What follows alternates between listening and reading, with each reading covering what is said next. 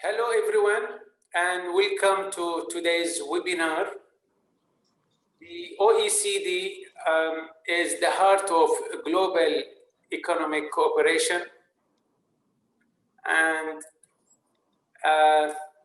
they build better policies for better lives and prepare us all towards the world of tomorrow.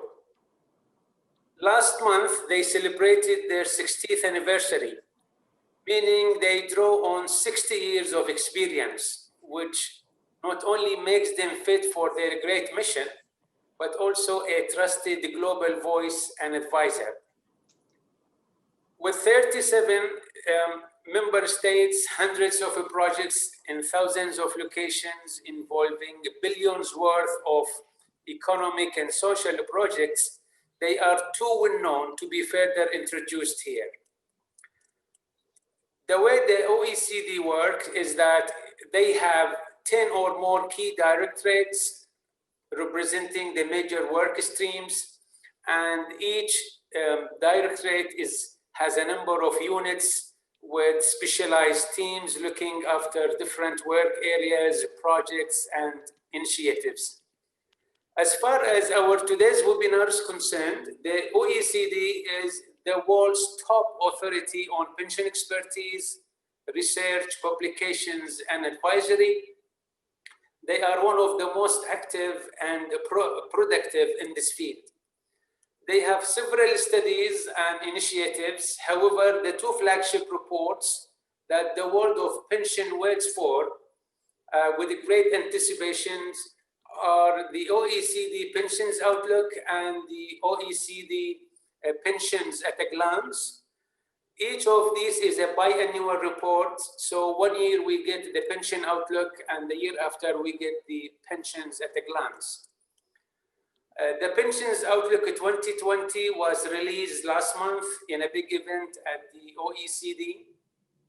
And today here in the Middle East, in this beautiful sunny day here in Bahrain in the Middle East, we have the very team and authors who worked hard for several months to produce it. They are with us here today to share the insights, the learning curve this report brings to global, regional, and national pension systems. Without further ado, I'm very pleased to introduce our distinct OECD speakers for today. Dr. Pablo Antolín, the principal economist and head of the private pension, but also he has further responsibilities within the OECD around financial services, and truly he is the actual leader for pension and social insurance within the OECD. I have known him for many years now. We have a great statistician, Mr. Romain Despalins. He is a statistician with the Directorate of Financial and Enterprise Affairs. We have Ms. Diana Hourani, Policy Analyst in the Private Pension Unit. We have Stephanie Piet, Policy Analyst in the Private Pension Unit, and also Ilsa Favre-Baron, Policy Analyst in the Private Pension Unit. A recorded version of this webinar shall be available on our website as of tomorrow, probably, if not this evening.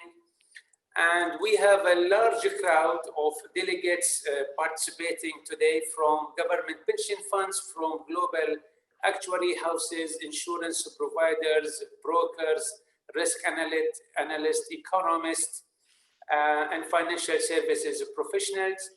And on behalf of them all, we'd like to welcome very warmly the OECD pension team to this first webinar that is held in the Middle East and Bahrain, specifically around the pension sector and the social protection and financial markets. I would like to give the floor to the big leader and the economist, Dr. Pablo Antolín. Please. Thank you very much, Ebrahim, for the introduction. Thank you very much to all the people participating and for giving us the pleasure to present this work that has been in the making for for several years. Before we move into the OECD Pensions Outlook, and my colleagues explain some of the main findings and policy messages of a few of the chapter, let me follow up on the introduction on the OECD and the work on pensions that Ebrahim just presented. The OECD has committees and working parties, and in these committees and working parties, the people that sits to discuss experiences are representatives from government ministries, central banks, and regulators. And the purpose of these committees is to share experiences, to share policies, and to share solutions that different countries, different bodies, different ministries have implemented in order to address the different challenges they face. We here, the team that is present here today, we work for the Committee on Insurance and Private Pensions and manage the Working Party on Private Pensions. So the people that sit with us are insurance and pension regulators from different OECD countries, but also from other non-OECD countries, because we work together with the International Organization of Pension Supervisors.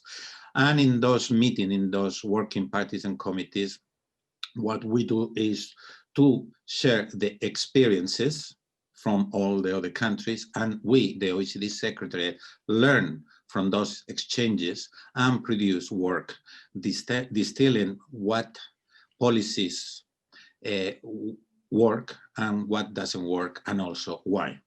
And from those experiences, we learn not only the policy, but also important aspects on implementing the different type of policies. This work, together with the collection of standardized data on different pension statistics, assets and under management, the structure of the portfolio investment of different pension funds and national level returns and fees. And normally all this work, the data, and also what we learn from sharing the experiences with the countries end up in principles, best practices, and also policy guidelines. We use these principles, experiences, best practices, and guidelines to provide different policy options to countries at the request. We always do it at the request of the countries, and the purpose is to improve, to help improve their pension system. A lot of this work fits into what we call at the OECD core principle, what sometimes people refer as best practices or guidelines.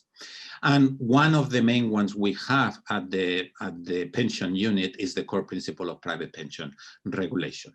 And some of the key messages of this private pension core principle of private pension regulation is that pension funds, managers of assets earmarked for retirement, should always manage those assets in the best interest of members. Also, the core principle of private pension regulations highlights the importance of governance, of good governance. It talks about the independence of the board. It talks about the importance of setting up clear mandates and clear goals for the board that can be set by the states, can be set by different bodies, but at the end of the day, the board has to work, and the governance of the managers of the assets earmarked for retirement have to work at arm's length from government. Also, the core principle of private pension talks about risk management and the different criteria that needs to be taken into account when managing and investing the assets that people save for retirement. On top of the core principles, we also have main OECD messages linked to the design of pension. The main messages, I'm going to mention a few of them, highlight, and the most important one highlights that it's very important to diversify the sources to finance retirement. It is important to have pay-as-you-go public pensions, but it's also essential to have funded pensions in which contributions for individuals accumulate in assets and are invested in portfolio investment that will earn a return.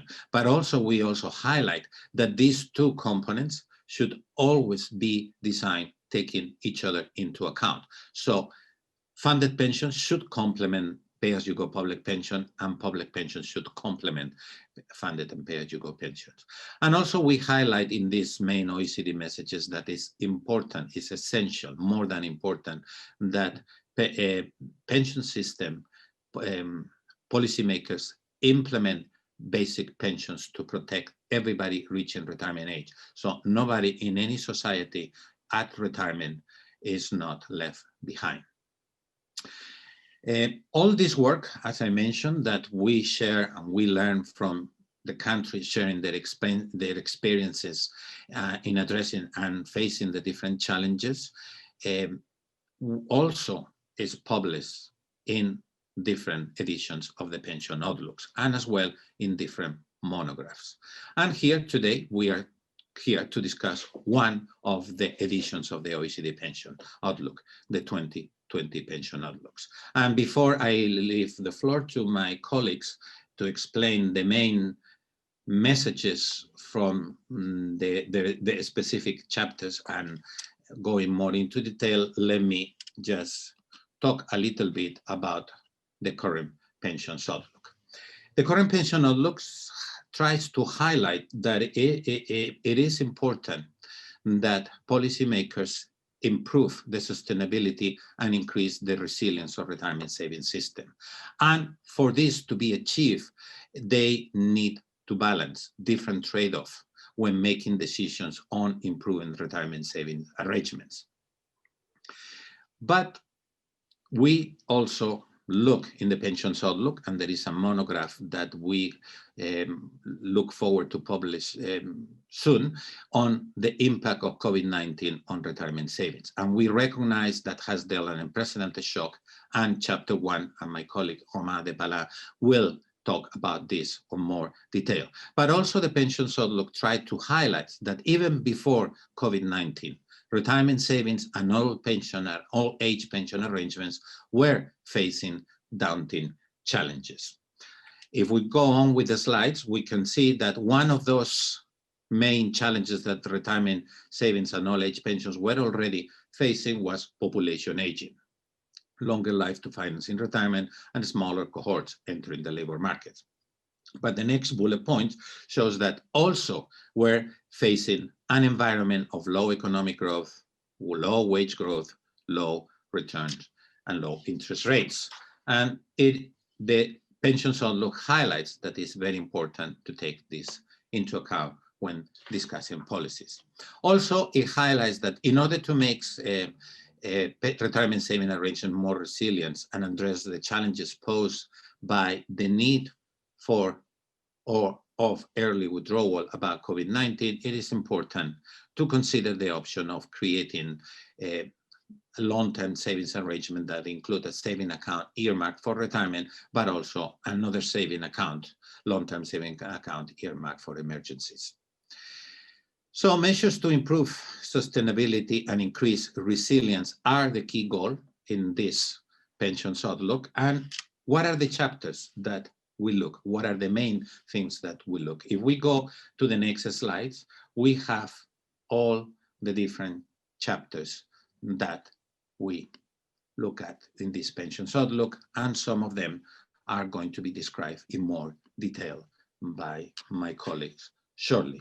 In the next slide, as I say, the Pensions Outlook tries to improve the sustainability and increase the resilience of retirement savings, and it looks at different issues that during the last 2 years have been important, and we have been discussing at the Working Party on Private Pensions with all the insurance and private pension regulators of OECD and non-OECD countries.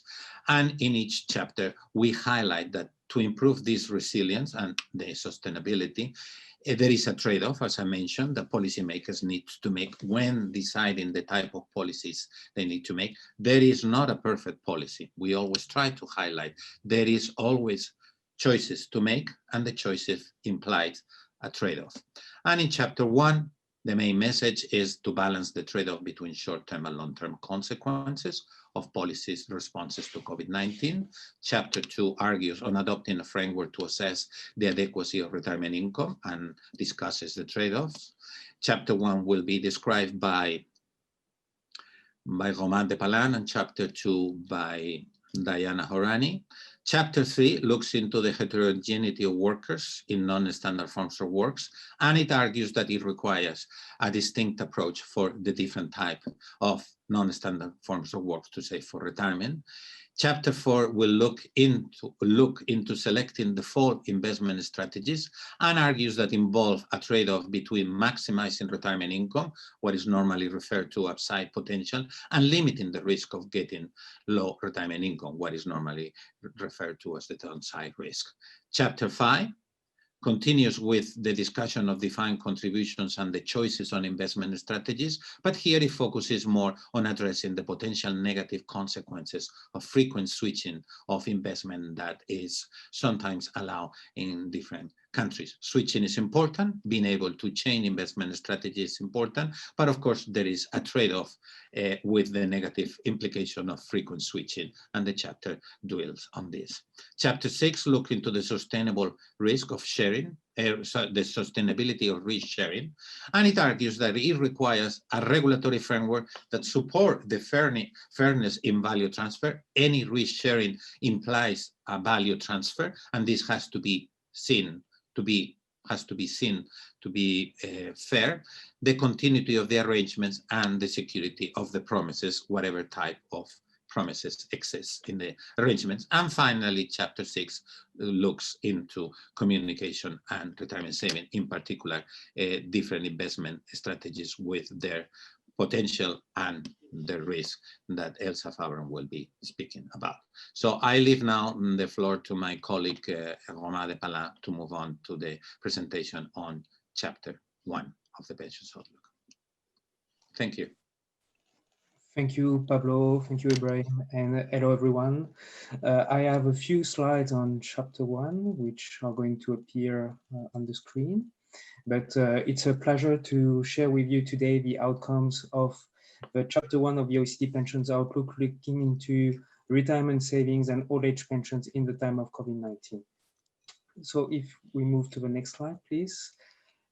This chapter has several goals. The first goal of this chapter is to assess the impact of COVID-19 on retirement savings and old age pensions. It also, as you will see in the slide, compile the policy measures put in place to respond to COVID-19. And one of the goals as well of the chapter is to put forward to assess the potential role that savings for retirement can play in supporting the economy and the post-COVID-19 recovery. And finally, the chapter presents policy options to assist countries in addressing shocks like COVID-19. Next slide, please. So just to remind you of the background, COVID-19 has created a major labor market slump worldwide. And in response to that, governments have used income support measures for workers on an unprecedented scale. Just to give you some quick example here, many countries have extended, simplified, or increased the generosity of some pre-existing job retention schemes. And some countries have also introduced new job retention schemes. If we move to the next slide, please. So what is the impact of COVID-19 on public pensions? Well, by design, public pension systems already cushion the impact of career breaks on pension entitlements. And the new COVID-19 related measures will provide even better pension protection compared to past downturns on labor markets. And it will minimize the impact of labor market slump on pension entitlements. But Pablo was mentioning earlier that there is a trade-off between policy, and these COVID-19 related measures are likely to add pressure on public finances. This is the downside. If we move now to the challenges facing retirement saving schemes, we have identified 6 main challenges compounded or added by COVID-19. The first one is the risk of a fall in the value of assets in retirement savings accounts when the market falls, like it happened in the first quarter of 2020. A second risk is in particular for defined benefit plans which have a promise that their liabilities may increase because interest rates have been falling further because of COVID-19. A third challenge is that because more people have become unemployed, there may be an inability for these people to contribute for retirement.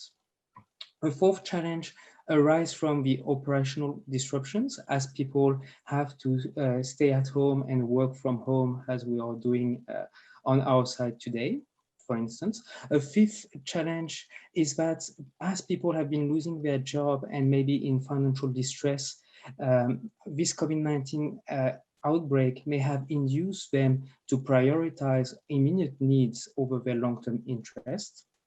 And finally, this COVID-19 outbreak may have led to some call on pension providers to invest in local businesses or projects that could lead to an increase in the risk profile of their portfolios. So given all these challenges, policymakers and supervisors have taken swift actions. We have identified a sixth group of policy responses that you can see on the left-hand side of the screen. And on the right-hand side, you can see the countries that have implemented these measures. There are several countries appearing several times because countries have used a wide range of tools to address the challenges from COVID-19. So if I go deeper into this slide, so the first group of policies that we have identified was policy trying to limit the materialization of investment losses, because basically people face investment loss if they decide to withdraw their assets or to switch to more conservative investments when markets are falling. And to avoid that, some countries like New Zealand have tried to communicate clearly on a website on the consequences to switching or withdrawing assets when markets are low, so that individuals basically have all the tools to make informed decisions. A second group of policies try to secure the solvency of defined benefit plans and the business of providers by lengthening the recovery periods of underfunded defined benefit plans and by encouraging pension providers to withhold paying dividends, for instance. A third group of responses consisted in subsidizing pension contributions. So as I was mentioning earlier, many countries have introduced or refine their existing job retention schemes. And it could be argued that these schemes by themselves already support individuals and may allow them to contribute for retirement as they keep receiving their salary. But some countries like the UK have been even a step further by subsidizing pension contribution, like the pension contribution of the employers. The fourth group of policy response was to try to address operational disruption by allowing some procedures to take place online instead of requesting members to go and see their pension providers in their premises. And as people have been using more online tools, there has been an heightened risk of scams and cyber attacks. And to protect members from these risks, some policymakers and supervisors basically have disclosed and warned their members on their web pages about this. And finally, the last group of policy responses that we have noticed was policies providing short-term relief to members, but with potential long-term risks. And I will focus on this category in my next slide. So because of COVID-19, some countries have decided to facilitate the access to retirement savings. As you can see, hopefully, these countries that have eased the access include Peru, Chile, Australia, Iceland, and Spain. And we have, for instance, and we have noticed that in these countries, access to savings tended to be larger than in other countries that did not change their rule to access savings, like in Mexico, where you can access your savings if you face unemployment, or New Zealand, where you can access savings if you face financial distress. In the case of Australia, that broadened the access to savings, the amount withdrawn remained relatively limited because Australia set conditions in the access of savings. People had to be unemployed, to lose their job, or to face a reduction in the number of working hours. By contrast, if you look on the left-hand side of the screen, the amount withdrawn by people in Chile and Peru are much higher because basically the access to savings has been unconditional. And in Peru, it represents a large amount because over 10% of assets have been withdrawn in 2020. And this really creates a risk for future retirement adequacy of people in these countries. If we move now to the next slide, please. And on another part of the chapter, basically the chapter looked at the use of assets earmarked for retirement to support the economy. And we are aware that there have been calls on assets for retirement to help fuel a recovery. And we acknowledge that there is room for this, as long as appropriate safeguards are in place and suitable investment opportunities are available. We have identified in the next slide a list of vehicles in which pension providers could invest to support the economies, like for instance, COVID bonds that support programs addressing the effects of the pandemic. Pension providers could also directly help businesses by purchasing corporate bonds and listed equities, and they can help businesses indirectly through SME loan securitization and covered bond, where basically pension providers would purchase securities from credit institutions who in turn would be able to lend more to businesses. And finally, we have identified a list of other instruments in which pension providers could invest to finance economic recovery efforts, such as infrastructure projects. So to conclude this presentation, you can see on the next slide that we have several messages, and one of the main message of the chapter is the importance of staying the course. It's important, even during market downturns, to stay the course, maintain investment in retirement savings, continue contributing, and act in accordance with investment objectives. Because market downturns are inevitable over the lifetime of a portfolio, and if people stay the course and continue contributing, they will see their assets climb back like it happened after the 2008 financial crisis. If we move to the last slide of this presentation, we have proposed a number of policy recommendations to policymakers, regulators, and supervisors. And if I focus just on two of them, we recommend policymakers, supervisors, and regulators to allow access to retirement savings, but only as a measure of last resort, and based on individual exceptional circumstances. And finally, we acknowledge that policymakers can promote the use of assets earmarked for retirement to support the economy, but only if these investments are in the best interest of members. So I'll stop here. Thank you for your attention.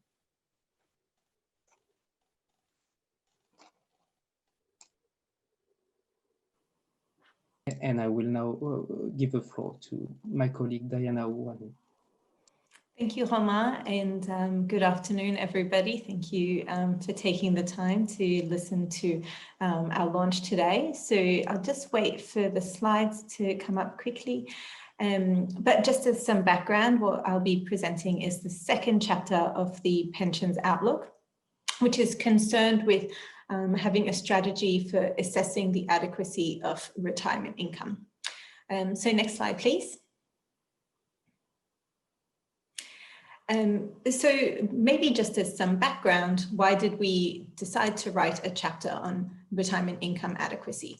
So really the reason that we decided to look at this is because everybody knows that adequacy is one of the most important features of the way that we think about pension systems and retirement incomes generally. Everyone knows that policymakers are interested in providing good retirement incomes to people when they retire, but of course there's not a lot of consensus about what we mean by adequacy.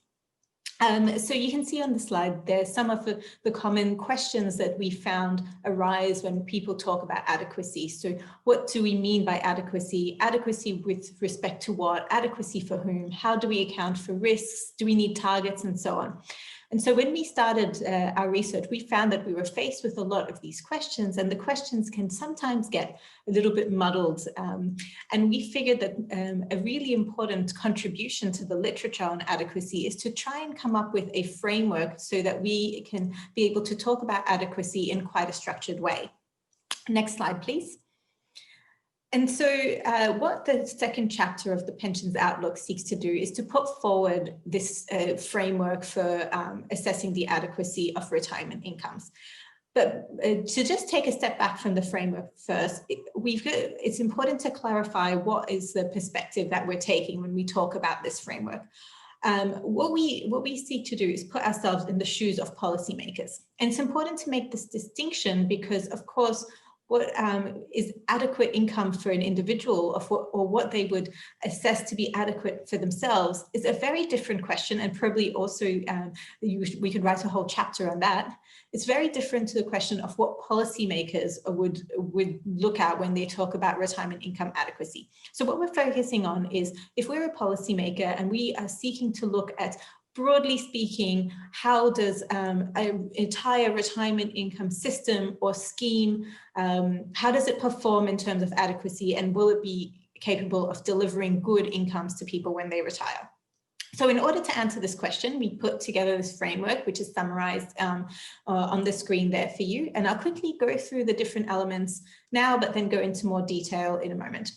So to start off with, the framework involves having an adequacy objective. And an objective really asks, what do we mean by adequacy? What are we trying to achieve? And common answers to that question include, for example, we want to alleviate poverty, or we want to maintain a good standard of living for people when they move from working life to retirement, and so on.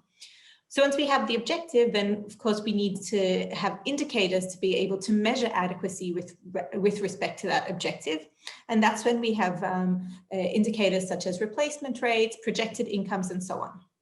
But for those indicators to be meaningful, we think they should be compared to a target which gives us an objective understanding about what adequacy means and what does it take to achieve the objective. And then finally, policymakers should do an overall assessment of potential retirement incomes with reference to their own policy goals.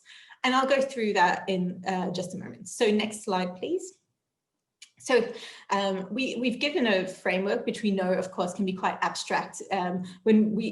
It's very easy to say, well, let's implement a framework, but of course we know that it's much more challenging to actually implement that in practice, which is why we put forward some policy recommendations in the second chapter of the Pensions Outlook in order to be able to implement this framework. So the first policy recommendation we put forward is that we think it's important that policymakers obtain the necessary information they need in order to be able to assess retirement income adequacy. And the reason we say this is because in our work we found this is one of the main reasons that policymakers don't undertake the task of assessing retirement income adequacy, because they simply just don't have the data. And so what we say is that it's actually really important to start collecting that data. First of all, the data that allows you to set the right adequacy targets. And often this can be survey data that tries to capture the sentiments of people and what would be appropriate for them. And second of all, of course, the information that allows us to forecast future retirement income so that we know what the outcomes of today's policies might look like in the future. So next slide, please. So once we know that we have the information, then of course we need to set objectives. And we make the case in the chapter that it's quite important for policymakers to be clear about what their objectives for retirement income adequacy should look like. But not only that, but maybe even we've seen some countries that put these objectives in a public document or even legislate them. And we think that's a really good approach in order to send the message about what are we trying to achieve with our pension system. But, communicating it is one thing, but it's also very important to have a strategy around that communication in order to make clear what it takes for the objectives to be achieved. So, for example, we don't want to create a situation where by saying what our objective is, we let the public believe that the government is immediately going to achieve that for us. No, rather we make the case that there should be a focus on what are the roles of different parties in achieving the objective. So next slide, please. Once we know what our objectives are, then we also need to be in a position to take a look at what future retirement incomes might look like. And this really involves, taking stock of what the current data is telling us, but also using that data in order to forecast future retirement incomes. There are different approaches to doing this, and I'm sure many of the attendees today might be familiar with it. One way to do it is to look at hypothetical individuals, a situation like a particular person aged this age and has a typical career, etc. What would the indicators of retirement, like their replacement rate, look like? That's a really useful approach to being able to forecast future retirement income. But also another way to do is, of course, to take into account the whole retirement system, maybe using something like a big administrative data set or a representative sample to try and forecast the entire system or the sample. Whichever way that we approach it, the key message that we try and send is that we need to be really good at accounting for risks and uncertainties. We know that these kinds of uncertainties and risks exist in the real world. We know, for example, there are economic risks, demographic risks, labor market risks, but also we're unsure about how people will behave in the future, and that will have a bearing on their future retirement income. And so we say that we need to try and capture this kind of these risks as much as possible in our modeling, so that we know that what we model reflects real life as much as possible. Next slide, please. So of course, once we have these forecasts, and we can use them to calculate indicators, but as I already mentioned, in order for indicators to be really meaningful, they should be compared to targets. And by targets, what we're talking about is, objectively coming up with what do people need in order to meet a particular adequacy objective. And we make the case in the chapter that the targets should ideally be neutral. And we say that, for example, an independent body might be a good source of this target, where, if the government tasks them with coming up with what is an objectively, good level for the indicators to be reaching for people to achieve the objective. Second of all, of course, based on a jurisdiction's own experiences, because we know that countries have different settings, different kinds of in-kind support. And so while we can look to other countries to see what their targets might be, ideally we should be looking at our own country and the data for our own country to come up with the best targets. And then, of course, account for population differences. We know that there's no such thing as the right target that can apply for everybody. We know, unless we're talking about, for example, a very basic level of subsistence, for most objectives, we really need to try and take into account the heterogeneity of a population. So, for example, this can mean different targets for different income groups, or homeowners versus non-homeowners, and so on. And then, of course, we should be making sure that the target and indicator are calculated on the same basis. Next slide, please.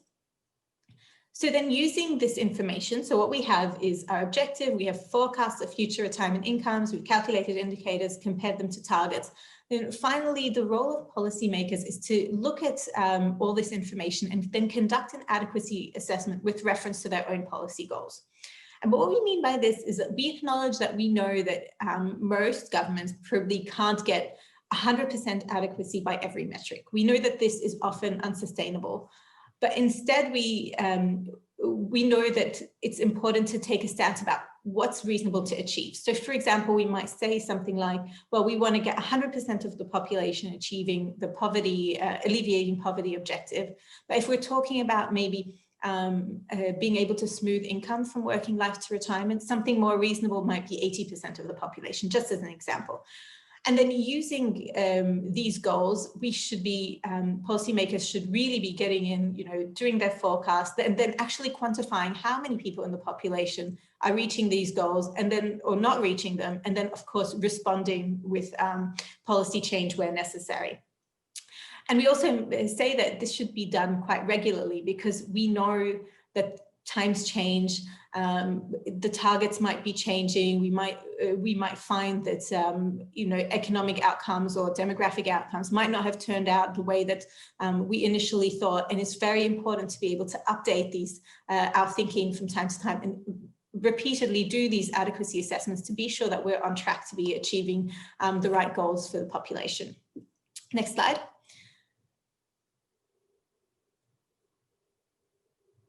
Thank you. And so the final policy recommendations really acknowledging the shortcomings of this approach. So when we take this big picture approach that policymakers looking at an entire system and maybe knowing that we're not going to achieve 100% adequacy for everyone, we say that, well, we know that this means that people might be left behind. And often there are people who are typically at risk that will be the ones who fall behind. And so on the screen, you can see examples such as the long-term unemployed, non-standard workers, migrants, or financially dependent spouses. And the key message we try and push for on this is not to forget about the people who are at risk. Even though we take a big picture view and we say, well, we're going to try and get things right on balance, let's not forget that we need to monitor the outcomes for at-risk groups and often take bespoke policy measures to be able to target them wherever possible and boost their retirement incomes, often because we know they exist and because it's possible to be able to make policies in order to support these kinds of people. And of course, Stephanie will be discussing an example about the non-standard workers. So I think that's it for me, and I will pass on to Stephanie. Thank you very much. So, yeah, good afternoon. Glad to be here. So while I'm waiting for the slides to be up, so I'm going to present you chapter 3 of the OECD Pensions Outlook, thank you, about increasing the role of retirement savings plans for workers in non-standard forms of work. So next slide, please. So this chapter tries to address one question, which is what policies could countries put in place to make sure that workers in non-standard forms of work have the possibility to save for retirement. And this is an important question for two main reasons. The first one is because labor market transformations are giving rise to an increased use of gig economy workers, part-time and temporary employment, as well as self-employment. And also because in many OECD countries, these workers tend to have more limited access to both public and private retirement arrangements, meaning that they build up lower retirement income. So to address this question, we first describe the characteristics of workers in non-standard forms of work, and we look at the implications for retirement savings. We then assess the complementarity between public and private provision for these workers. And finally, we present policy options to encourage workers in non-standard forms of work to join and regularly contribute to retirement savings plans. But we also identify which approaches may work best for different categories of workers. So next slide, please. So what do we mean by non-standard forms of work? Well, we cover, or it covers everything that falls outside the scope of full-time indefinite employment in a subordinate employment relationship. So basically we identify 4 main categories within employees, those who have reduced number of working hours, so part-time employees, and also those who have temporary or irregular work arrangements, such as temporary workers, but also all the self-employed and all the informal workers are part of this family of non-standard workers. And these workers have constraints linked to their specific work arrangements that may limit their ability and capacity to save for retirement. First of all, some of them, like temporary workers or self-employed workers, may not prioritize retirement savings because they have uncertainty over their income, which means that they may actually prioritize precautionary savings in order to be able to face financial hardship. Non-standard forms of work tend to reduce income, for example, because people don't work full-time or not all the time. And so this can reduce their capacity to save. Some non-standard workers also need flexibility when they contribute to retirement savings plans because they have intermittent work or fluctuating earnings. This can be the case, for example, for temporary employees. And finally, some of these workers tend to change jobs quite regularly, so they really need pension plans that they can take with them when they change jobs. Next slide, please. But before advocating any change to the role and design of retirement savings plans, we looked at how the current system, mixing public and private pension provision, cope with these workers. And the observation is that it fails to protect workers in non-standard forms of work in many cases. When we look at part-time employees, they are often penalized by minimum earnings and working time requirements. And in both public and private pension schemes, this means that they cannot build up pension rights or pension assets during the years or the months when they don't fulfill those requirements. The same goes for temporary workers who are penalized by their interrupted careers. For self-employed workers, it's a bit different because they actually have different rules in the pension system. Sometimes they don't have to contribute to the pension system the way employees do, or when they do contribute to it, their pension contribution are usually lower, which means that they will have lower retirement income down the road. And informal workers, well, they are not covered by mandatory schemes, so by definition, they are not protected. So a number of countries need to take steps to improve retirement outcomes for non-standard workers. They need to mitigate the disparities between standard and non-standard workers in terms of coverage, contributions, and entitlements.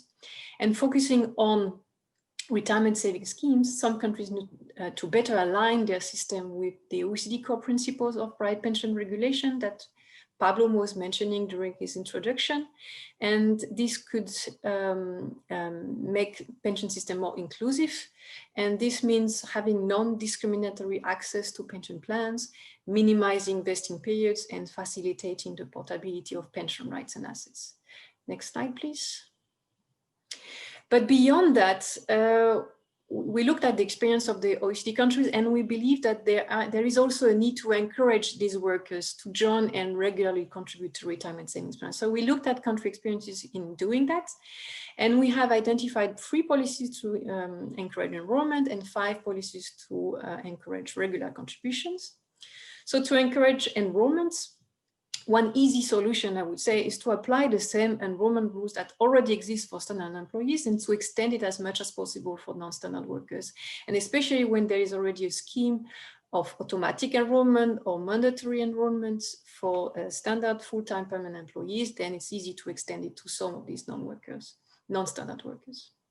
A second option is to facilitate the access to retirement savings plans in the workplace. And one example of this is to promote multiple employer pension plans that reduce the burden of setting up occupational pension plans for employers and therefore could increase coverage. A further option is to offer dedicated retirement savings products. This is particularly relevant for self-employed workers and informal workers. And regarding regular contributions, one solution could be to allow workers to keep their plans when changing jobs. So for example, when you have an occupational pension systems organized through collective agreements, then it's very easy for workers to keep actually saving into the same plan even when they change employer. Another option is to permit flexible contributions, and flexibility here refers to the level of contribution, but also to the frequency of contributions. Another solution is to offer hybrid products mixing different savings motives. For example, at the moment in the United Kingdom, there is a trial conducted by Nest, offering a product mixing an emergency savings account with a retirement savings account. And this is a very promising solution. Another option is to simplify the contribution process as much as possible, for example, by increasing the number of channels for which workers can save, or making savings as automatic as possible. And the last option is to use nudges, for example, reminders, framing contributions differently, or sending personalized information about future retirement income. Next slide, please. But all these solutions, it's not possible to apply all of them in all the countries for all the workers. Tailored solutions are needed.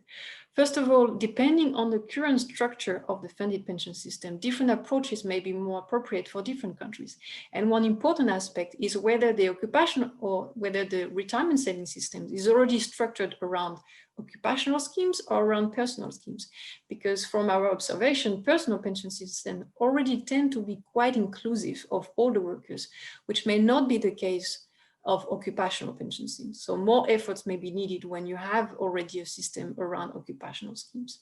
And it's also important to look at the relevance of self-employment and informality in your labor market to know whether, for example, you need to introduce some dedicated products for those workers. But also within a country, a one-size-fits-all solution for all workers may not work, because this population of workers in non-standard forms of work is very heterogeneous. You have workers with low earnings, fluctuating income, people who change job regularly. And on the other side, you also have in this population people with high and stable income, such as licensed professionals like doctors and lawyers. So you really need targeted measures. So in the next slides, I'm going to present different tailored solutions for the 4 groups that we have identified of workers in non-standard forms of work, starting with part-time employees. So part-time employees could benefit basically from the same enrollment rules as full-time employees, especially when there is already a mandatory or automatic enrollment scheme in place. And this means avoiding eligibility criteria based on earnings or hours of work. And when employers are not willing to set up an occupational pension plan, then they could at least offer access to a personal pension plan to the entire workforce, with fewer restrictions on who can access that plan. Part-time employees tend to have lower earnings, meaning a lower reduced capacity to save. So framing contributions in low frequent amounts could reduce the feeling of loss and increase the feeling of affordability. Next slide. Looking at temporary employees, the same way as part-time employees, they could benefit from the same enrollment rules as permanent employees when there is already an automatic or mandatory scheme. And this means avoiding eligibility criteria based on contract length or contract type. But these workers tend to change jobs very regularly, so they need portability. And this could be facilitated by encouraging multiple employer plans or collective agreements in occupational pension plans. These workers also face volatility in their earnings due to potential career breaks between contracts. So they may value flexible contributions and hybrid products mixing emergency savings with retirement savings very much. But those 2 policies come with a caveat, and because they can raise adequacy issues if those people stop contributing and don't resume contribution when they can, or if they withdraw funds from the emergency savings account very often. So they need to be complemented with, for example, reminders, so that people and workers keep in mind the importance of saving for retirement and keep saving whenever they can, as much as they can. Next slide, please. Moving to the self-employed. Well, it's more of a challenge to have the same enrollment rules for self-employed workers than for the others. Especially implementing automatic enrollment for the self-employed is difficult because you need other stakeholders to enroll these workers automatically. You cannot have the employer because they are themselves the employers. But many self-employed workers have been employees in the past. So one solution could be to allow them to keep contributing in the occupational pension plan that they were a member of as an employee before. But alternatively, they could have access to dedicated pension products just for them. And for example, platform workers could have access to personal pension plans offered by platform providers. The same way as temporary workers, some of the self-employed have fluctuating earnings and uncertainty over the income. So they value very much flexibility of contributions and hybrid products, combining emergency savings and retirement savings. But again, this needs to be complemented with reminders. And to replace automatic payroll deductions that exist for employees, but not for the self-employed, they could benefit from automatic savings mechanisms using the digital services and platforms that they already use to run their businesses. And next slide, please. Finishing with the informal workers. Well, it's not easy to implement the same rules for them because they are not part of the mandatory pension scheme. So they need probably dedicated retirement savings products. Or alternatively, they could also benefit from personal pension plans that can accept employer contribution, because when they are in the formal economy with an employer, then the employer and themselves could contribute to that plan. And when they move into informality, then there is no employer anymore, but they could still contribute themselves to the personal pension plan. They tend to have fluctuating earnings, so they value flexible contributions, but they could also be offered the possibility to save small amounts automatically, for example, through consumption. So it could actually replace some kind of automatic enrollment for informal workers. And another thing that is important for informal workers is to make the saving process or contribution process as easy as possible, and new technologies could help with that, and also increasing the number of access points where people can go and contribute, for example, in convenience stores, could simplify the contribution process and really remove the inertia and procrastination that people suffer in those areas. So thank you very much for your attention, and giving the floor now to Elsa.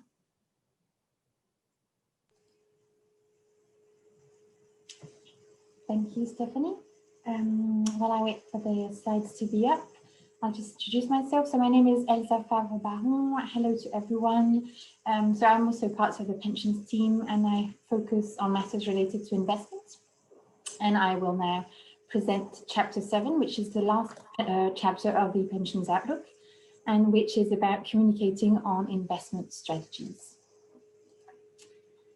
So if we can go to the next slide, please. So this chapter aims at providing guidance to policymakers and to retirement savings plan providers on how to communicate about investment strategies in order to help members of defined contribution savings arrangements compare the different investment options that are offered and choose the strategy that's most appropriate for them given their personal preferences and circumstances. Next slide, please.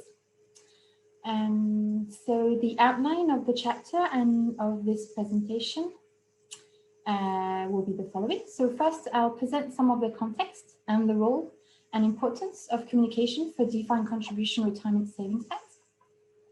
Then I'll focus on how potential risks and rewards are communicated to individuals who save for retirement in defined contribution schemes. We will then cover the role and challenges of regulators and supervisors in this area of communication. And we'll conclude with some policy guidance that can be used by policymakers and pension providers when communicating about the risks and rewards of investment strategies for retirement savings arrangements. So first, on the role and importance of communication for a defined contribution retirement savings plan. If we can go to the next slide, please. And again. And next slide. So yeah, thank you. So a growing share of retirement plans across the OECD is now managed through defined contribution schemes.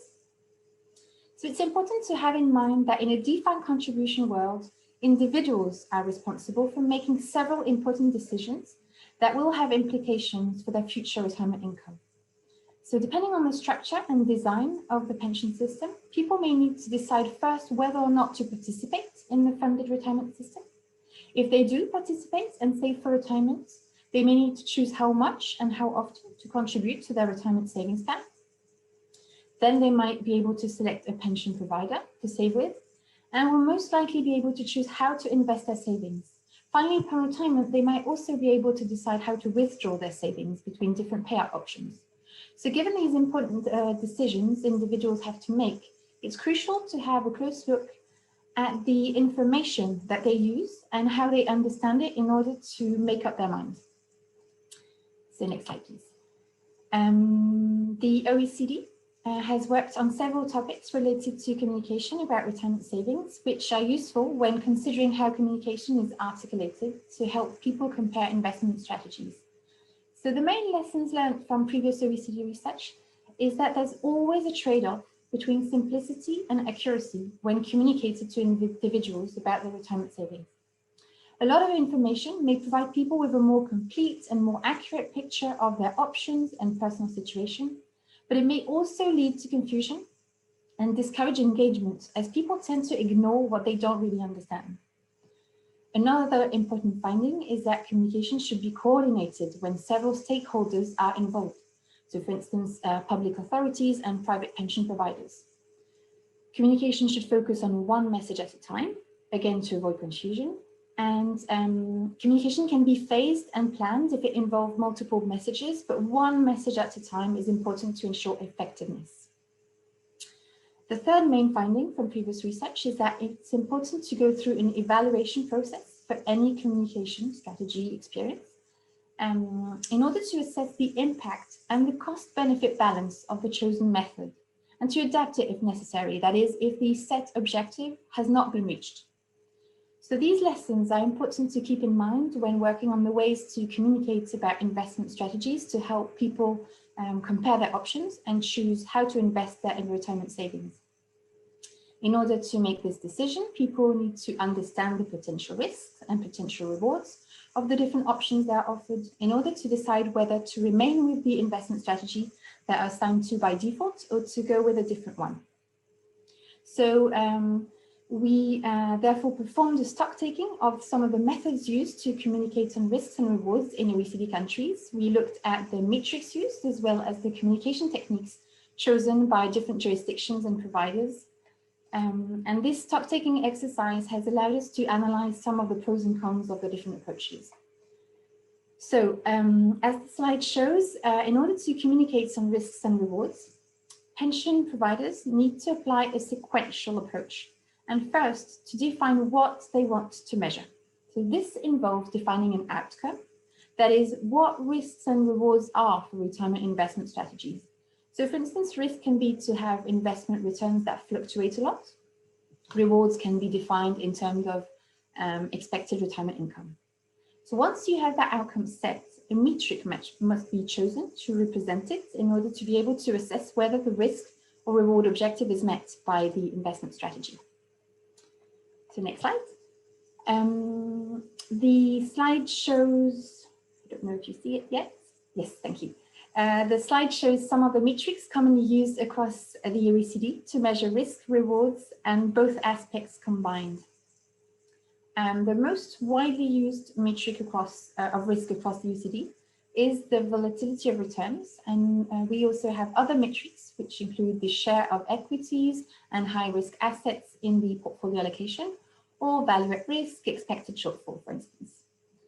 Most OECD jurisdictions evaluate the potential rewards of investment strategies based on historical performance, but some also assess potential performance based on a benchmark or via indicators of costs and fees. We also see combined metrics of risks and return, and for instance, the chance risk classification, which is used in Germany, is one example. Several countries or providers use symmetrical metrics for risks and returns, such as the 5% and 95% value at risk, or the Sharpe ratio, which also provides the risk-adjusted return of the investment strategy. So, thank you. The next step in the communication strategy is to identify what to communicate. So for this, policy makers and providers often choose not to communicate on the metric itself, but rather they set targets or define categories which they use to communicate about risks and rewards. The reason for this is that most people do not have the knowledge required to assess whether a volatility measure or an expected return is rather high or rather low. So depending on the target audience and its level of financial literacy and prior knowledge of investment strategies, categories and targets can help individuals interpret the measure of risk and rewards. So next slide, please. So once what needs to be communicated is clear, the next step is to define how to convey the message. So various channels may assist in making risks and rewards understandable to the target audience. For instance, number categories, associating a color to each category, other visual representations such as scales, speedometers, for instance. These can all help people understand whether the risk return profile of an investment strategy is rather high or rather low.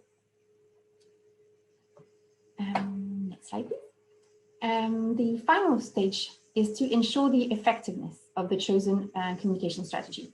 That's done through consumer testing, and it's done to ensure that the message is appropriately communicated and understood by its target audience, so that you can adjust policies if necessary. This is particularly important as some visuals and techniques, which may actually appear as useful to convey information in a way that's easy to understand by individuals, they may end up being interpreted in an unintended way. So for instance, we have an example of focus groups in Chile that showed that the speedometer visual was very appealing to members of retirement savings arrangements. People believed they understood it very well, but when they used it, they actually tended to always associate higher speed to better outcomes, whatever the context and whatever their personal preferences. Next slide, please. So now that we have seen how communication about investment strategies is articulated, it's important to look at the role of regulators and supervisors in this process. So policymakers face several challenges with respect to any communication about retirement savings, and in particular when it concerns the risk and return profile of investment strategies.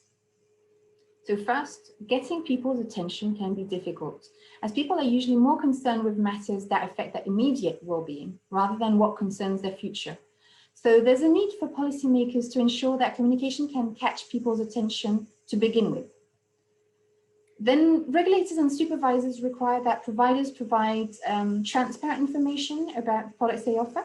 But as we explained earlier, more information is not always more helpful for everyone. And providing many risk and return indicators might help those people who have a good understanding of financial risks, but it may prove more confusing for the average person. Visual aids and scales can be very useful in this regard, as they can help people get a sense of how an investment strategy compares to others and interpret a risk metric. Similarly, using qualitative adjectives such as conservative, defensive, dynamic, aggressive, all these may help people understand. But it's also important that providers use a consistent approach, and that a strategy labeled as conservative, for instance, by one provider, cannot be referred to with another qualitative adjective by another provider, which would make things impossible for people to compare and understand. So given what we just presented, we identify two key roles for policymakers. So first, they have a role to play in ensuring that people can assess their own risk profile, given their personal circumstances and preferences. Research shows that people give a lot more weight to personalized advice than to generic financial advice. Not all countries require individuals to seek professional financial advice in order to define their investor profile. So here we saw that many OECD jurisdictions have designed questionnaires for individuals to assess the risk and return profile that's best suited to their circumstances, and which can then be used to find the appropriate investment strategies for their retirement savings.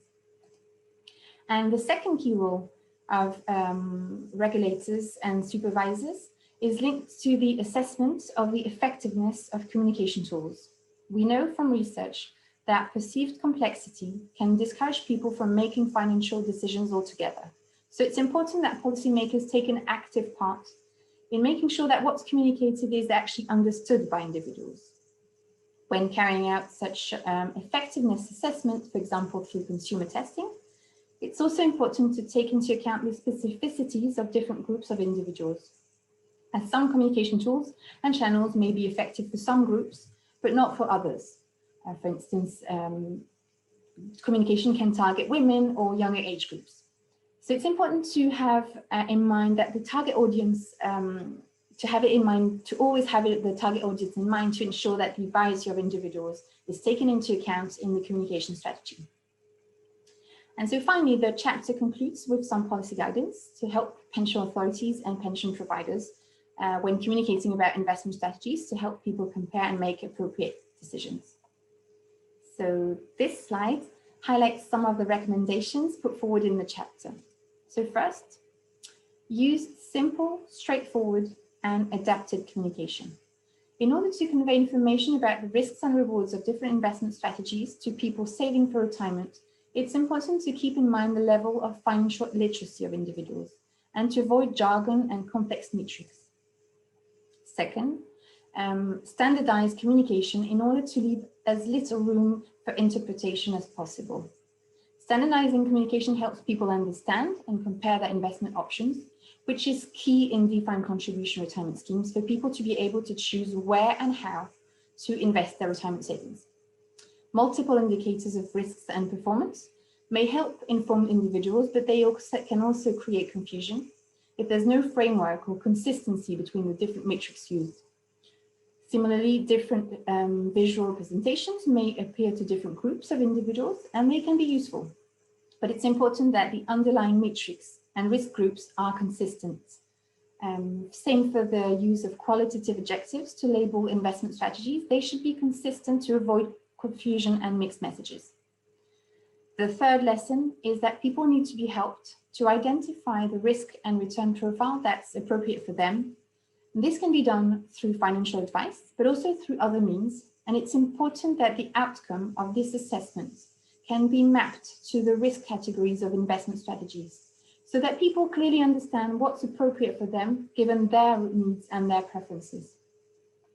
And finally, given the importance of the subject, it's key that policymakers assess communications about risks and rewards to make sure they reach their intended target and help individuals choose their investment strategies. These evaluations are crucial to allow adjusting policies if needed. I think I'll leave it at that. Thank you very much. And I think we will move to the questions and answers session. Thank you. Fantastic. Thank you. Thank you. Thank you for our 5 great speakers. Definitely, that's really a tremendous talk. You've really been able to beautifully summarize more than 200 pages of deep work and research that took you several months. And you've beautifully summarized that in probably an hour or so. And you've touched upon the great aspects and dynamics of sustainability and resilience, as well as the question on, or the big the blow that the COVID-19 has dealt to the world economy, but also specifically to the pension funds, and then the big questions and formulas around adequacy, and then how do we provide coverage in different various techniques and formats for the non-standard works of work, and also around the communications, especially in the DC world. Fantastic. So I think we've done very well on the timing. We still have around 20 minutes or so, and we have something like 10 questions. And I would like to administer these probably from top to down. I will try to probably summarize this and maybe combine some of them just for the sake of time and give them to the right speaker on the panel. If I would like to combine maybe 2 questions together, what are, and I'll ask these to Dr. Pablo, what are the trade-offs to be considered in order to improve sustainability and resilience of pension funds? But also the second question could be slightly related. How should the saving account for emergencies be managed, by state pension funds or private providers? I think the second one was touched upon by Stephanie a little bit, in terms of how the emergency funds or emergency savings can be managed, by what techniques and who to administer that. But maybe Dr. Pablo would like to touch upon this as well. The mic is to you, Mr. Dr. Pablo. Thank you, Ebrahim. Thank you for the questions. Well, actually, the trade-off to be considered in order to improve sustainability and resilience of pension funds are several, and each of the chapters that my colleagues have presented present a different trade-off. So I'm just going to summarize a little bit of what they have done. In chapter 1, Romain Despalins address the balance between the trade-off of short-term and long-term consequences of their policies. For example, one of the things that are being discussed and have been discussed in many countries, and Romain referred to, is early access to retirement savings.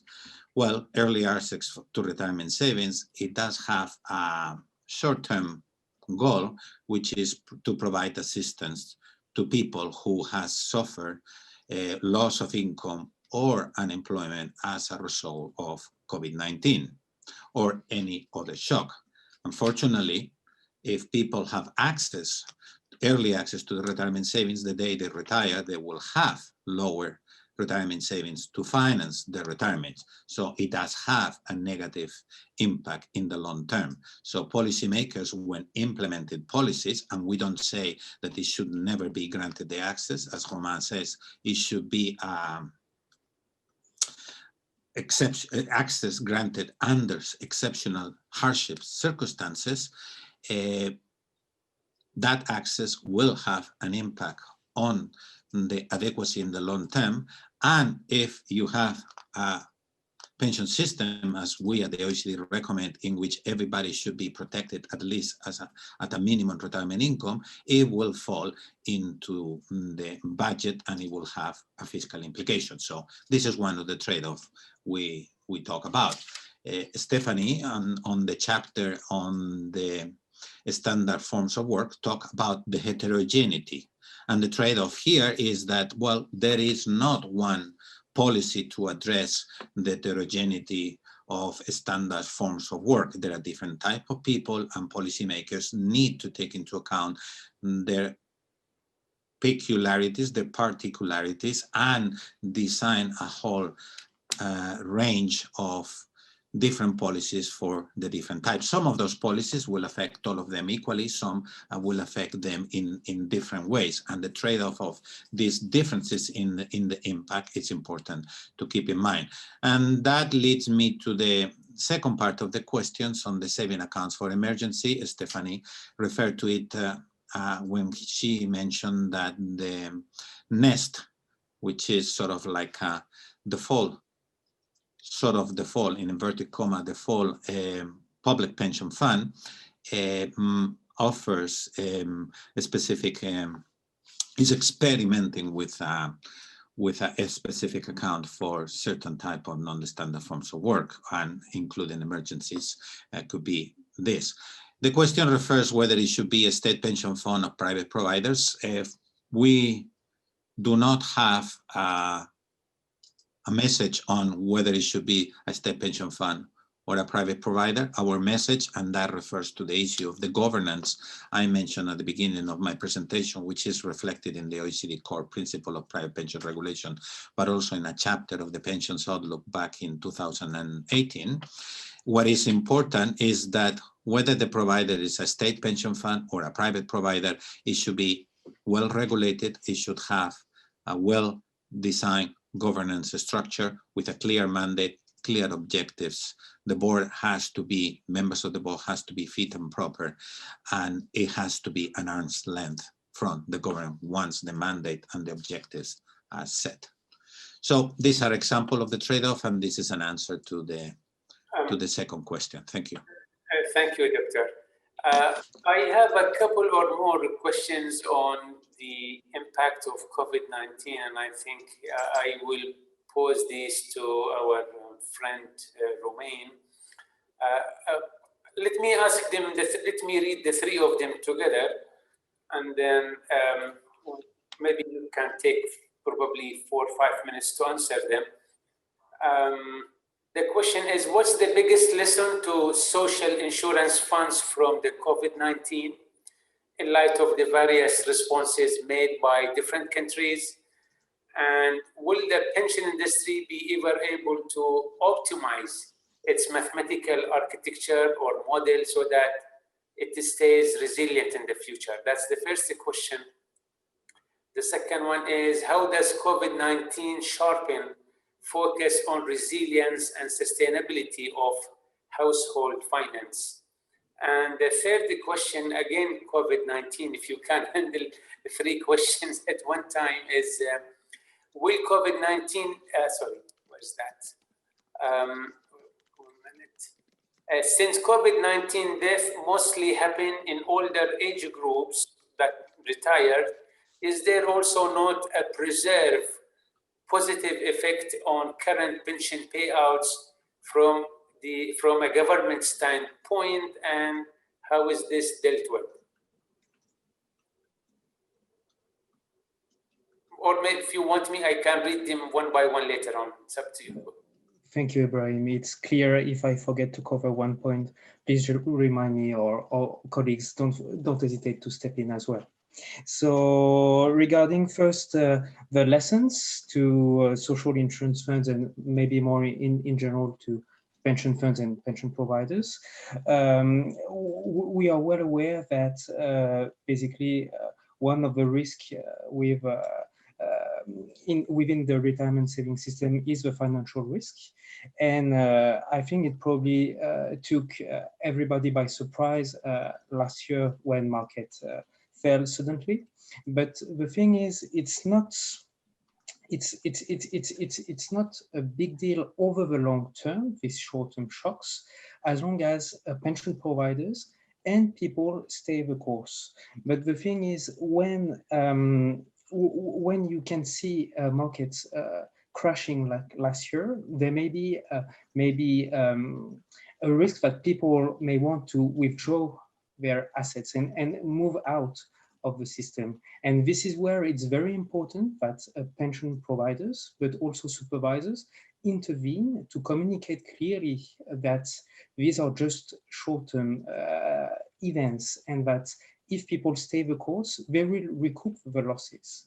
So this is very important for the resilience of the system, that people and pension providers stay the course. Maybe now regarding your second question, about the resilience and sustainability of household finance. The thing is, the crisis has highlighted basically the lack of financial resilience of some households, and the need for some emergency savings when there is financial distress. We believe that it's not the purpose of retirement savings to buffer in some way these short-term shocks, because retirement savings are for the long term and to ensure that people have enough when they retire. And we believe that there are other mechanisms to address these short-term shocks that people are facing, from the public system, for instance, with unemployment benefits, but also, as Pablo was mentioning, and Stephanie as well, that there could be some emergency savings built that would address these needs. And finally, for your last question about the positive impact, yeah, on the positive into inverted brackets impact of COVID death. The first thing is when we looked at that in 2020, we did not notice a significant excess mortality due to COVID at that time, meaning that there were not that many additional deaths compared to what we would have observed without COVID. So this impact on the payouts may have been relatively minor, at least in 2020. And the second thing, which is very important to remember, is that especially in pay-as-you-go system, so you have on one end the payments, but you have on the other end the contributions that you need to finance these payments. And we know that COVID-19 has generated lots of disruption on that end, because some policy makers and countries have allowed the contributions to be deferred or even suspended, so limiting the inflows to finance the benefits. And on top of that, as I mentioned during my presentations, there were some job retention schemes to ensure that contributions can continue. But the thing is, you have to pay these subsidies. So in the end, it also creates a problem on public finances. So even if there is a marginal, maybe positive impact on the payout, the COVID-19 has created lots of trouble on the country inflow side. So now I will let any of my colleagues complement it if they need to say anything on top of that. But yes, if I may add, please. Yes. To complement two of the answers of Romain, it is very important when we look at household finance that yes, COVID-19 has an impact, and Romain has provided the answer. But household finance is beyond COVID-19. Any economic shock is going to have an impact on economic finance. And as Romain says, retirement savings are not to address these kind of issues, but also we recognize that in general, any economic shock might lead some households to have some savings and not to have a place, let's say a place to live or somewhere, or being able to pay the debts or any related hardships. That's why, independently of COVID-19, we argue that to have legislations that allow in extreme personal circumstances, hardship circumstances, access to these assets, it's important. And on the second point, on the death due to COVID-19, there are two issues to keep here in mind. Yes, there might be, as a result of the deaths in 2020 and 2021, a fall, but as Romain said, the data, not for the entire 2020, but for some part of it, don't show much, a reduction of the number of people in retirement, because we know that the death rates from COVID-19 have been higher at older ages. The issue is whether it has been higher at all ages than in other circumstances. But let's assume it has been.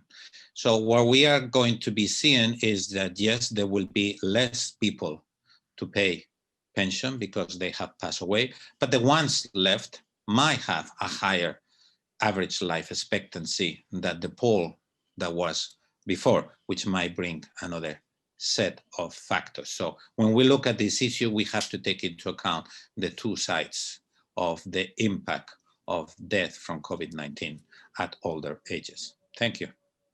Thanks, Doctor. I have one or two questions around adequacy. Probably I'll pass these to Diana. They are a little bit long, so probably I'll ask them separately. So the question to Diana is pension adequacy purely a function of salary replacement formula, that is the accrual rate, or it should be grounded in the labor market and wage policies in the first place, even before people come to retirement? Yeah, sure. I think that's actually a really good question. And it's one of the points that I think is raised quite frequently. And I guess the simple answer in terms of the wage replacement rate is that I mean, people refer to it a lot, and it is one of the most common ways to think about the question of adequacy, because it's intuitive and in many respects it's familiar to people, especially in countries where there's been a long history of having, you know, defined benefit arrangements that are in place.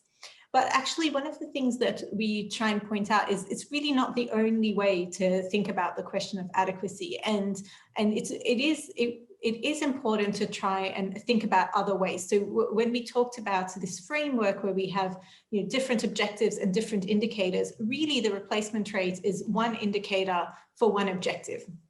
That objective being the concept of smoothing retirement income when you're moving from your working life to retirement. But of course, I mean, this is something that we go into a bit more in the chapter itself, and we do talk about the fact that there are shortcomings. You know, there are trade-offs whenever we think about pensions in a particular way. So one of the key trade-offs when we talk about replacement rates is that, you know, replacement rates really depend on the individual, and sometimes they can confuse people. So, for example, when we talk about replacement rates, we tend to have situations where what is an appropriate replacement rate for a high income earner is actually often much lower than what is the right replacement rate for a low income earner. So for example, but in those two cases, you would have a high income earner with more retirement income when we think about it in level terms. So, and this is something that actually confuses people a lot. You know, you might have somebody with actually a lot of retirement income, but, you know, their pre-retirement income was quite high, so they'd say maybe have a 50% replacement rate, and they say, well, why does the low income person have 100%? But really that low income person has a lot less than the high income person in retirement. So in this sense, the replacement rate can create some strange outcomes that actually some groups of people find very confusing and not accessible, and may even see it as something inequitable. So to get to the second part of the question, which I believe was about wages and broader trends in the economy. So I think it's really interesting that they brought that up, because that's also another way to think about retirement incomes. It's there are you know, of course, other objectives that we can talk about, which, for example, could be how do we attain a minimum standard of living in society, or even, you know, achieving comfortable standards. That can also be an objective for a retirement income system. And indeed, one way of thinking about this is to refer to broader trends in society, such as, you know, this can be done with reference to average incomes, to minimum wages, and so on. So I think the simple answer is, yeah, I mean, replacement rates are useful, they're a good tool, but at the same time, there are other tools that are available, and they're certainly very valuable. There can be this very important link to broader trends in the economy. I think the second question, Diana, is probably related to the answer that you've just made to us. And it says, for adequacy policies to be developed and monitored, is there a need for a pension policy body?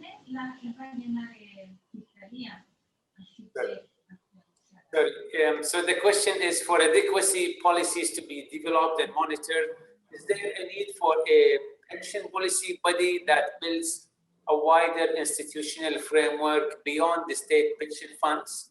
Probably, I assume that the one who asked this question probably belongs to the MENA region. Sure. I think there's a couple of things to unpack in this question, and I'll try to do it quickly in the interest of time. Having an independent body, I think, is a really good idea.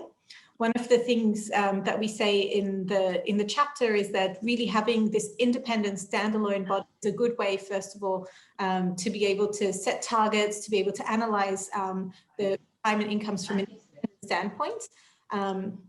But also equally, we've seen a lot of countries set up these bodies, such as independent task forces, as a good way to take stock of the existing outcomes, but also to be able to make a case for policy reform. And often, if it's independent, it can be more persuasive. And as simple as that, I'm sure people know why.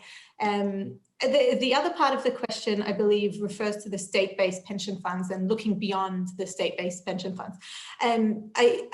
Absolutely. I think that really when we're talking about the question of adequacy, the best way to look at it is adequacy, cumulative income from your different sources. So, as Pablo already mentioned, at the OECD, we talk about having different sources of retirement that can, and the complementarity of different sources. And really, if an independent body or anyone who's looking at this question doesn't just look at the state-based pension fund, but looks at all the sources of potential retirement income, that gives us the more complete picture of retirement income and therefore the most complete picture about adequacy.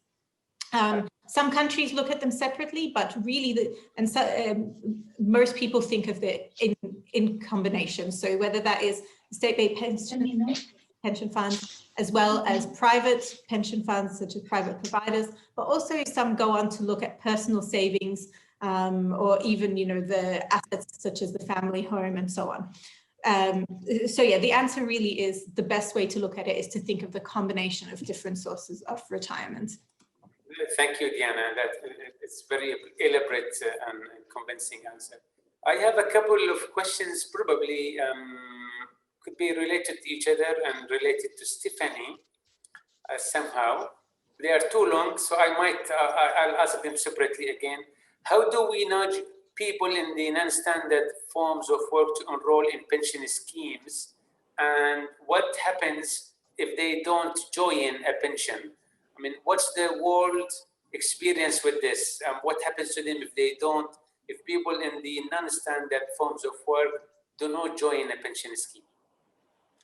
Thank you for the question. So one of the key things, and looking at the experience of the different OECD countries, is the extreme nudge, let's say, is compulsion. When you have a mandatory pension scheme, then it's kind of easier. It's easier to administer. The outcome is also more certain because people have no choice than to contribute.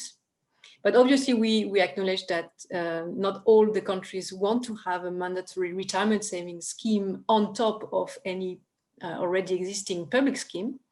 So the second best option that we promote at the OECD to nudge people to save for retirement is automatic enrollment. As I mentioned during my presentation, automatic enrollment schemes already exist in a number of countries for formal full-time permanent employees. And in a number of those countries, actually, they are extended also to part of the non-standard workforce because they don't have eligibility criteria on earnings, on working hours, on type of contract. So in that sense, they also include the part-time employees, the temporary employees. But obviously, for the self-employed, it's more difficult to have automatic enrollment, but it doesn't mean it's not feasible because we actually have a number of examples where countries are managing to include the self-employed with automatic enrollment, such as Lithuania, who is actually using the Social Security Institute to enroll automatically all types of workers, whether employees or the self-employed. So the easy answer is compulsion, or the second best, automatic enrollment. And basically in one case, people cannot opt out, they have to join. And in the other case, people have the possibility to opt out if they don't want to save. And in that case, well, they will not have a complementary source of retirement income. So whether they will have enough with the public pension is a question. That's right. The next question is, in Western European Anglo-Saxon advanced market, they use tax as a nudge for people to save because they give them tax advantage saving vehicles and so on. There's the question is, how does the Middle East and the Arab countries apply or nudge people towards savings when there is no tax on income, for example? Yeah, that's a really good question as well. And we actually have a whole publication on financial incentives and retirement savings from 2018. So if you're interested, I'm happy to send the link. Yes. We have a couple of examples also in this chapter for non-standard forms of work. And basically the idea is to have non-tax financial incentives, especially when you want to target the people who don't pay income tax, and so the low income earners. And this can take two main forms. One of them is a matching contribution either from the employer or from the government. So every time you contribute X, the government contributes X, the same amount or smaller amount or whatever, you have to define the parameters. And the other solution is a fixed nominal subsidy. So no matter how much you contribute, the state or the employer will contribute 1,000, for example. And this is very appealing for the low-income people because the fixed amount represents a higher share of their own income than it would be for high-income earners. So this is particularly relevant when you want to target the low-income people. There is another question, I think, related to you. I promised you two, but there is a third one. There's the question is, what would be an example of other standardized method of helping people with investment strategy aside from financial advice? I don't know whether this question is for you or for Elsa. I think it's for Elsa.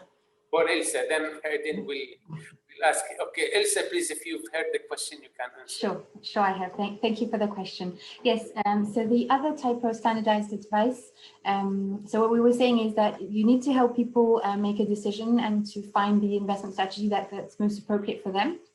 So either for personalized financial advice, but other countries in the OECD have used other methods, and the main method used is usually questionnaires that can be written and prepared by the pension authorities, so the regulators.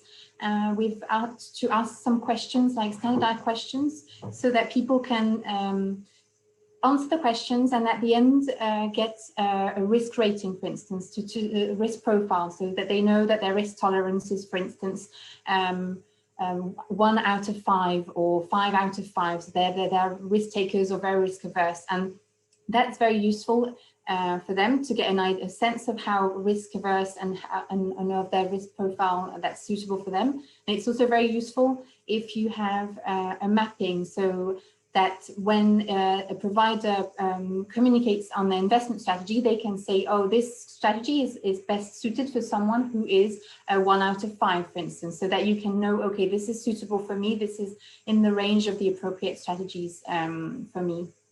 I think that there is another question. It sounds a little bit journalistic and it talks about public opinion and misperception. It says, the question says, I'd like to ask the panel, to what extent the issues people have with pension funds around the world are mostly related to communication and misunderstanding? It's too generic, but I don't know. What's your comment on that? No, it's an interesting question. I think, I mean, research shows that in many countries, the pension system is perceived as complex by people. So there can be an issue. And that when complexity can actually discourage people from taking action. So that's important to take into account. But that being said, I wouldn't say that the issues are mostly linked to communication. It's rather the other way around. Communication can actually help solve some of the issues in the pension world. And especially we see that behavioral studies show that the way that the information is framed, for instance, can have a big impact on how people take action with respect to many investment decisions and to many financial decisions, including those related to pensions. So it's very important that communication is not overlooked when talking about pensions. So obviously the design of the pension system is extremely important, etc. But all these very important parts of the pension system must also be communicated in a way that is understandable by people, so that they actually realize, understand the system and understand what the impact of their individual actions can be. I think there is another question for you around communication. It says, should the pension funds learn how to communicate and learn communication models and the culture of communication from the DC pension funds, and will that make a difference? Well, so I think it's very important. Communication must be a very important part of all types of pension arrangements. Obviously, the objective is not exactly the same, because in DB you usually do not have as many decisions to be made by the individuals. So it's the communication is a bit different. It's very important in DB schemes to communicate, to explain what, so that people know how much they're saving, what their future salary, what their future income in retirement will be, etc. So the communication in that sense is more for people to understand the system and how it works and the governance, and so that they also, because something I maybe forgot to mention is that communication is very important to build trust. So, and that's true in DB and DC schemes. Whereas in the DC world, you also obviously need to build trust, to explain how the system works, but also to emphasize more the impact of individual actions and decisions on future retirement income. Thank you. I do have questions named for Romain and Dr. Pablo here. So the questions for Dr. Pablo is, thanks for a great introduction. Don't you think that one of the better steps or option is to start with benchmarking? Dr. Pablo, if you are still with us. Well, probably this is a statement that we all here fully agree. One of the better steps, it will be to start with benchmarking. And we have been working on benchmarking at the OECD Working Party on Private Pension, and Elsa has been working on this a lot. The question is not whether benchmarking, it will be a nice step or a good step to start with, we all agree, is how to set up a benchmark. And this is the key question. Obviously, we can start now with that discussion. But just to answer, and for the sake of time, yes, benchmarking is the starting point and it will be essential. The question is, what is a good benchmarking? We argue and discuss, well, in one of the papers we have not published, we established a series of criteria in order to allow us to assess what is a good benchmarking. And then we discuss the convenience of the default investment strategy, if there is a default investment strategy in place, in particular at the national level, but also a different measure, to use as a benchmarking, because many people will look at the default as the reference point to compare any other choices, and this will link with the communication issue that Elsa was talking about. Just to leave it there. There is a question probably Dr. Pablo can answer as well, and it's not related to our region, but we benefit from the learning. It says, this question is from Dean McClellan. It says, Chapter 6 discusses the benefits of risk-sharing tontine pensions, which new EU and UK laws now enable from 2021.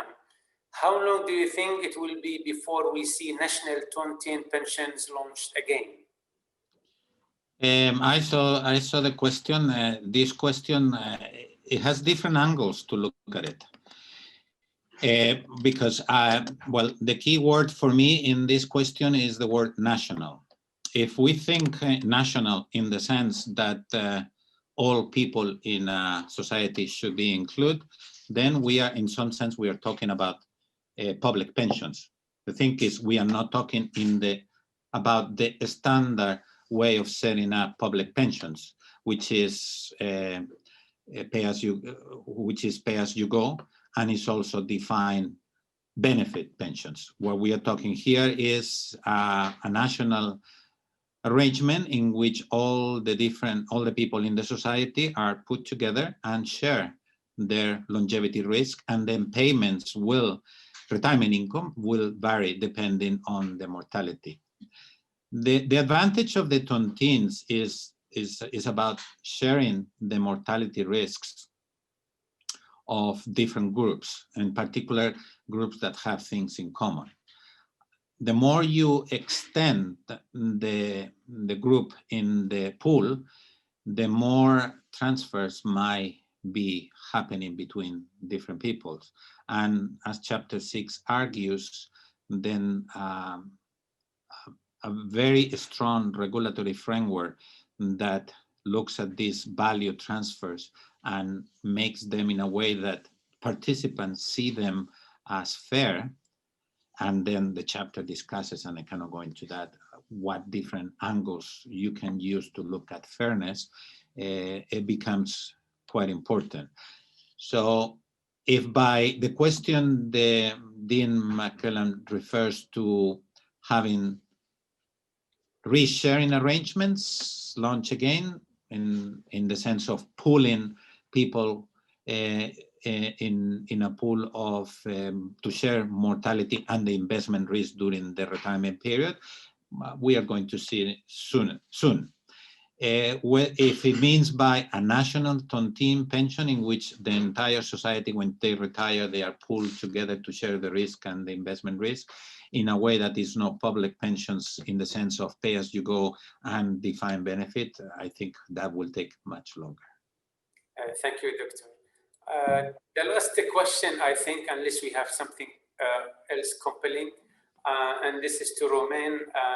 Perhaps it's time to introduce emergency fund and make regular allocation exactly like people do the regular contributions and allocation towards death and disability.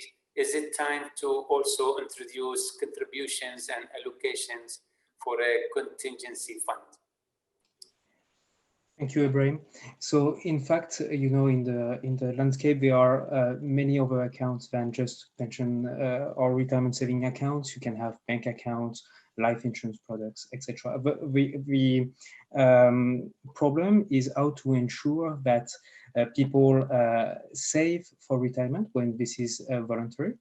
And we know that it may, the idea that this savings may be locked in a retirement saving account until retirement may discourage some to invest in this, to put money in this kind of products. So you can encourage people in several ways.